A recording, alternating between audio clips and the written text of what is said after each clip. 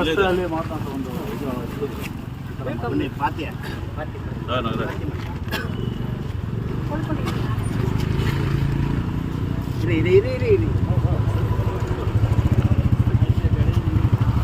ಮೇಲೆ ಎತ್ತು ನೀರು ನಾವಿಬ್ರು ಹಿರಿಯರು ಹಾಕಿ ಬೆಳೆಸಿ ಸರ್.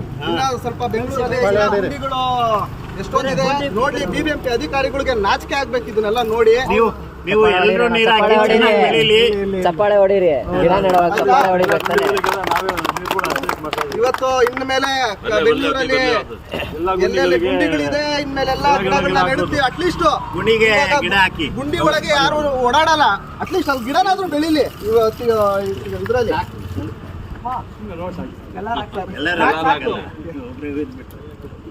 ವೀಕ್ಷಕರಿಗೆ ಫೇಸ್ಬುಕ್ ಫಾಲೋ ಮಾಡೋರು ಅಂತ ಒಂದು ಕಾರ್ಯಕ್ರಮಗಳನ್ನ ರೂಪಿಸಿ ಇವತ್ತು ಇಲ್ಲೇನು ಅಕ್ರಮಗಳಾಗಿರ್ಬೋದು, ಕೆಲಸಗಳು ಕಾಮಗಾರಿಗಳಾಗಿರ್ಬೋದು, ಅದ್ರ ವಿರುದ್ಧ ನಾವು ಇವತ್ತು ಮಾತಾಡ್ತಾ ಇರೋದು ಅಥವಾ ಅದ್ರ ಹೇಗೆ ವಿಭಿನ್ನವಾಗಿ ನಾವು ಹೋರಾಟಗಳನ್ನ ರೂಪಿಸಬೇಕು ಅನ್ನೋದನ್ನ ನಾವು ಇವತ್ತು ತೋರಿಸ್ತಾ ಇದ್ದೀವಿ. ನಮ್ಮ ಹಿರಿಯರು ರಾಮರೆಡ್ಡಿ ಸರು ಮತ್ತು ಇಲ್ಲಿನ ಸ್ಥಳೀಯರು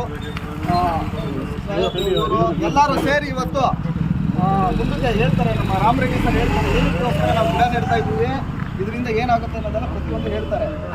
ಈಗ ಬೆಂಗಳೂರು ಈಗ ಗ್ರೇಟರ್ ಸಿಟಿಯಲ್ಲಿ ಎಲ್ಲರೂ BBMPಯಲ್ಲಿ ಗುಂಡಿಗಳು ಮಾಡಿಕೊಟ್ಟಿದ್ದಾರೆ.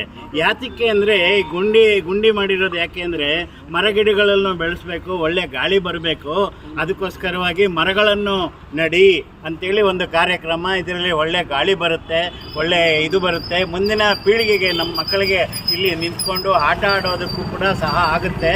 ಇದು ಜನ ಓಡಾಡೋದಕ್ಕೆ ರಸ್ತೆಗಿನ ಮುಖ್ಯವಾಗಿ ಜನಗಳಿಗೆ ಒಂದು ನೆರಳಾಗಿರುತ್ತೆ ಅಂತ ಹೇಳ್ತಾ ಈ ಗುಣಿ ಪೂಜೆಯನ್ನು ನಮ್ಮ ಇವರು ಸೈಯದ್ ಅವರು ಕೂಡ ಸಹ ಮತ್ತೆ ರಿಟೈರ್ಡ್ SP ಇವರು ಸಹ ನಾವು ಇಲ್ಲಿ ಇದನ್ನು ಉಣ್ತಾ ಇದ್ದೀವಿ.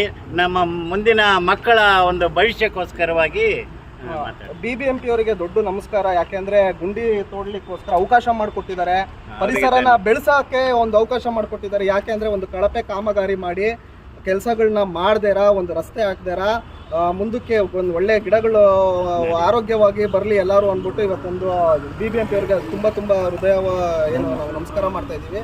ಇವಾಗ ಗುಂಡಿ ಪೂಜೆಯನ್ನ ನಾವು ಗುಂಡಿನಲ್ಲಿ ಇವತ್ತು ಇದನ್ನ ಶುರು ಮಾಡಿದ್ದೇವೆ.